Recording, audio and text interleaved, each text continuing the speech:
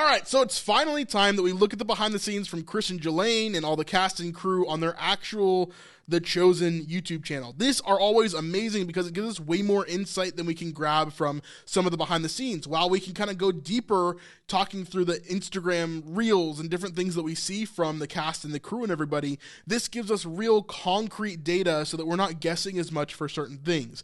Now, this first update for week 1 of shooting of The Chosen Season 4 is actually really crazy. I looked at it a little bit, but we're going to look at it together right now and kind of go through exactly what we're looking at when it comes to week 1 of filming. There's a lot of stuff in here, so buckle up. Let's jump into it. Here we go.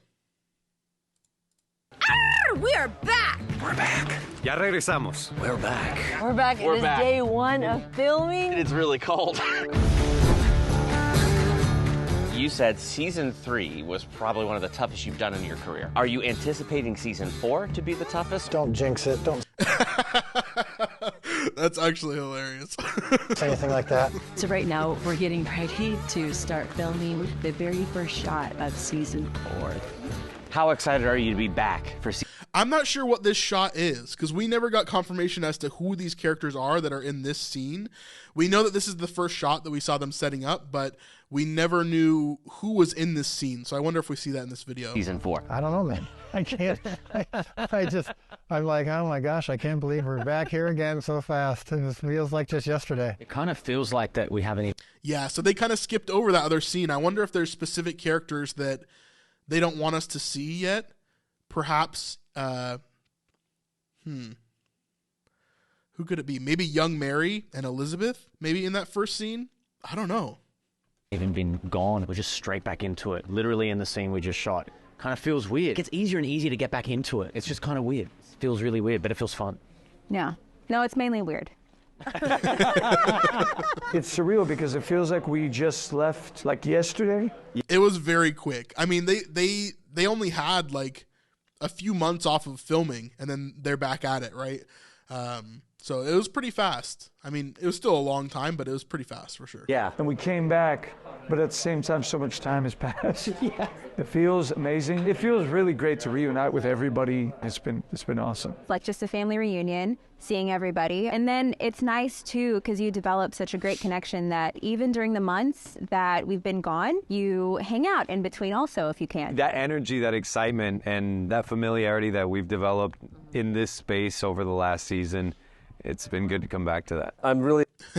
That's interesting that he says specifically last season instead of like the whole series so far, because he's been part of it since season 2. So, you know, he's had more experience than any other Big James. So it's interesting to hear him say that. But yeah, overall, I always hear this from the cast and crew. I always hear that this production is just different than other productions, that they feel more of like a family, that like it's just different than other productions they've been on. So now this is one of the first confirmations that we got that Sean was actually on set as Shmuel, and we actually get to see a little bit of behind the scenes of what they were shooting with him, which is cool. It's cool to see. Really excited for this season. We've got a lot more story to So he's here talking with who I think is Yanni here, or I mean Yusuf here. tell. It's Jonathan's very... And here we see, we're going to come back to this in a second when they talk about John the Baptist. This is originally what we thought was Jesus realizing John the Baptist was dead or killed. But this definitely confirms it for me that this is the area where we see Jonathan here. He's wearing a completely different outfit than we normally see him. Like he's got this headdress on, and it's just a completely different feel than we've seen him in before. So you can definitely identify where he's at during certain points of the whole situation.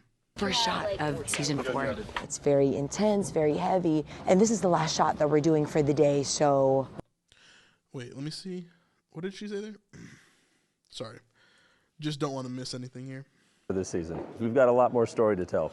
It's Jonathan's very first shot of season 4. It's very intense, very heavy, and this is the last shot that we're doing for the day, so... So he's obviously very upset here. We've talked about this before, but I think Jesus is going to be sitting at this fire. He's just going to be by himself, but then he's going to realize, because he's God, right? He's going to realize that John the Baptist is dead, and he's going to feel that, sense that, and then that's when he starts to mourn. He's going to rip his clothing like we saw in other scenes, and he's going to pour ash on himself. And we get more confirmation of that in a bit here as well.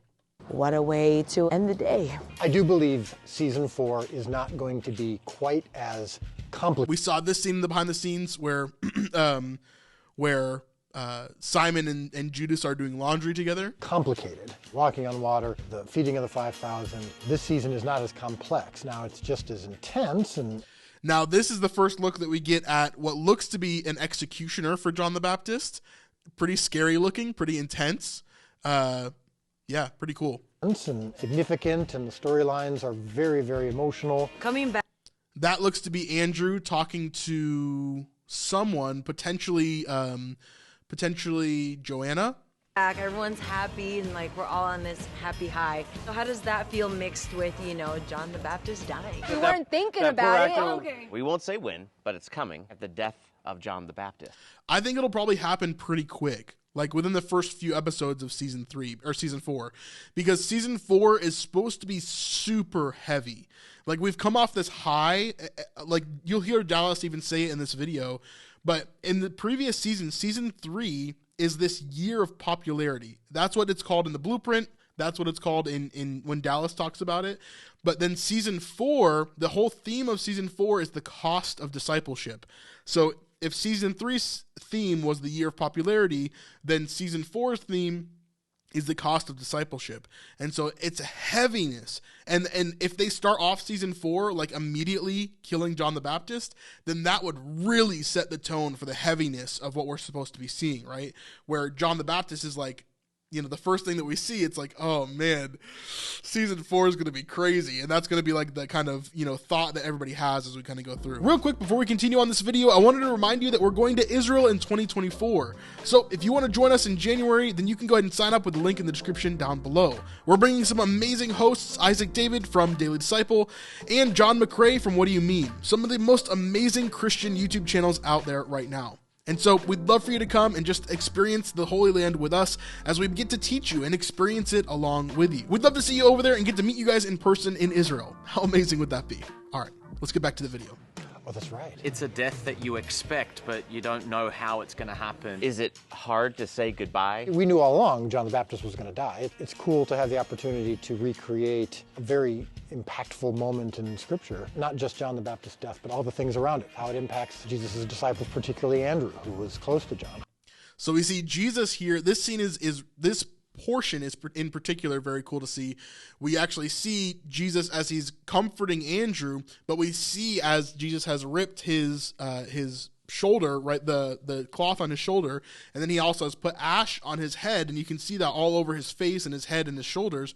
And this also shows us that this is right after that scene with the fire, because in that scene with the fire, Jesus' clothes are intact. He doesn't have ash on him, but he's still wearing that scarf that he has around his neck. So this is showing us that it's after that scene. He initially kind of gets that, that sense that John is dead.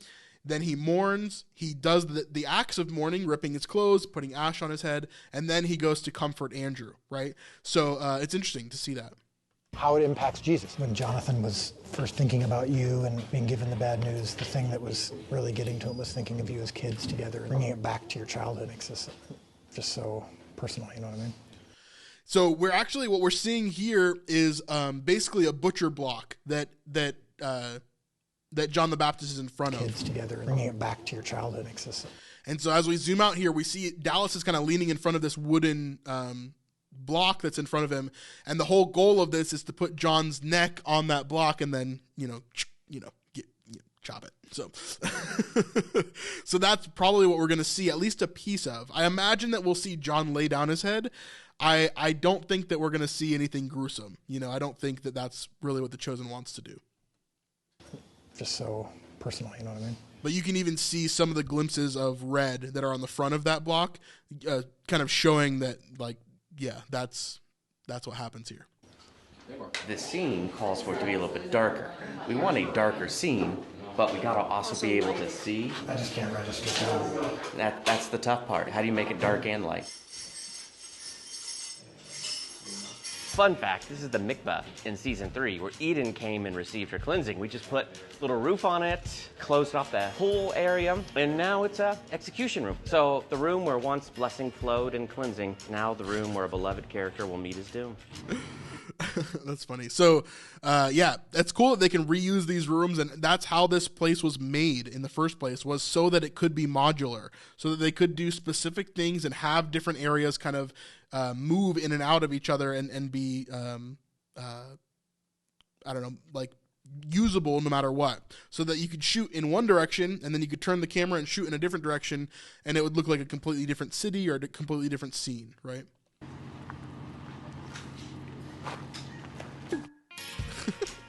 To be in the position where John the Baptist is like, no, I know my purpose and I'm willing to die for it. It's an extreme place. I think I'm going to process the philosophy like weeks after. Yeah. I'm still like kind of buzzing from like having shot the scene. Hey guys, be sure to subscribe, hit that like button, and share with a friend.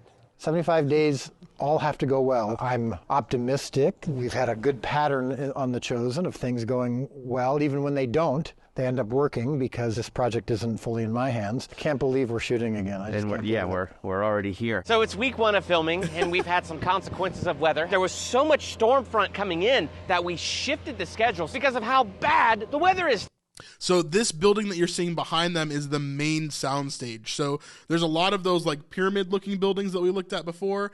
This one is a much larger building. It's the main building that's on that land. And it's massive. It's a huge soundstage. And really it's the only like legit soundstage in all of Texas. Really, really cool. And it's a beautiful building again. Today.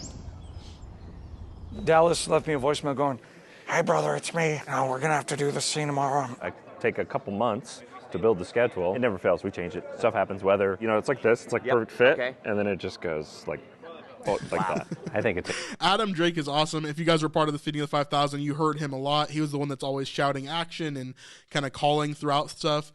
Obviously, he's the assistant director. He's kind of the second in command, making sure everything runs. Really solid guy. He's cool. Exciting when that stuff happens. So you don't panic? No, definitely panic. How do you prepare? quickly on the plane. I have to know the schedule extremely well here as well, and not just on paper, because I have to be able to make a quick change and go, okay, well, we can take something from week 3 or week 2 or week 9 and bring it in here and move things around. It's like putting a puzzle together, And I'm terrible at puzzles. In our show, we're lucky to have all the scripts at the beginning. A lot of other shows, they're writing the scripts as the season goes on.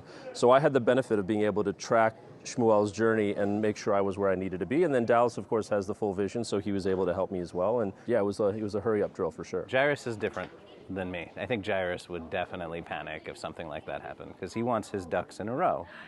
So 2 things we saw there really quick. We see a scene with Shmuel and Yusuf, which is interesting. We saw some of the behind the scenes from that, but we also see this little bit of a scene which we saw a picture from where Yusuf is actually reading a letter, and a lot of us are actually thinking that this is probably a letter from Nicodemus, maybe bringing him back in without actually bringing the character back in. So he was able to help me as well, and yeah, it was a hurry-up drill for sure. Jairus is different. So we see this scene here. Looks like Jairus is showing him this letter. So maybe Jairus has received a letter from Nicodemus. I don't know. Maybe it's something completely different. Maybe it's just a completely different thing altogether, but who knows? Than me. I think Jairus. And then Jairus reading probably that same letter earlier before he gives it to Yusuf. Would definitely panic if something like that happened because he wants his ducks in a row. You're right. I like my ducks in the air. My insurance policy for acting is memorize all the scenes before you travel out. 12 to 13 hours per day for 2 weeks straight. Creating these scenarios where I would run a scene in the middle of it, I'd stop, and I'd pretend that, they've got to shoot this scene now. Confusing myself to the most possible to where by the time I get here, it becomes easier. So you're like an athlete training for your sport. Yep. And now you're ready to go. Now we're here on a rainy day out in the field. We're going to do good. It's going to be good. And we're going to do good. Season 4 is, I think, going to be So this is a pretty intense moment. We'll get to see more of it in a second, but we see Joanna here over to the left. Then we see Andrew in the back, and then we see Simon comforting him. So this is after John's death. Andrew's taking it much better than I thought that he would. So that shows some growth for him for sure. so far our most emotionally challenging season. There was the year of preparation. The year of popularity is happening, and he's increasing in popularity. Season 4 is when it starts to turn. I think everybody... So that's the moment where Jesus senses that John's dead. Everybody's coming off such a high with season 3. This is still a guy who we don't know who he is. I don't know if he's at all important. We haven't seen him again since. But again, someone who we're kind of thinking about, who could this be? Looking forward to merging what I know everybody's expecting we're building towards with day-to-day life for the disciples. We're going to soon be in territory that the Gospels... And that's Ryan. If you don't know him, he's one of the writers of the show as well. Really cool guy. We've gotten to talk to him quite a bit. He's an awesome guy. Right, like almost beat for beat what happens. Here we go. And so we got to set it all up. Here we go. Do you have a theme for season 4? It doesn't fit into one Bible verse, but there's a lot of the disciples now really starting to wonder, where is this going? Where is this headed? Some people don't remember. Let's go back real fast. A lot of the disciples now really starting. So we see this scene here with a lot of them in character, but a lot of them not. So we've got like John, Big James, we've got Thomas in the back, and Simon, and Matthew, and Thaddeus, and James and Nathaniel. So this is the scene where Thomas is like being made fun of about Rhema and stuff here. That scene that we broke down last week, I think. To wonder, where is this going? Where is this headed? Some people don't remember in the Gospels, but Jesus actually told the disciples a couple times, hey, you know what I'm trying to place where this scene is as well. They're leaving the synagogue, and Thomas is there, and Big James and John are kind of going along with them. So that's interesting. I wonder where this is placed. Obviously, it's after going through that meeting and the olive oil tasting and everything. But, yeah. I'm going to die. And they were like, interesting. We hear you. So which one of us is the most important in the group? We explore some of that this season. So there's a lot of finding your place. There's so much weight. That's interesting. So again, I haven't really watched this video yet, so I'm kind of breaking it down along with you guys. It looks like Simon is like aggressively like welcoming John or like saying hi to him, meaning like maybe they haven't seen each other for a while, so maybe there's some sort of time gap in between this moment and when we've seen them last. What, I'm going to die? And they were like, interesting. We hear you. So which one of us is the most important? Unless that's just the actors actually like hanging out, which it might be. In the group. We explore some of that this season. So there's a lot of finding your place. There's so much weight this season.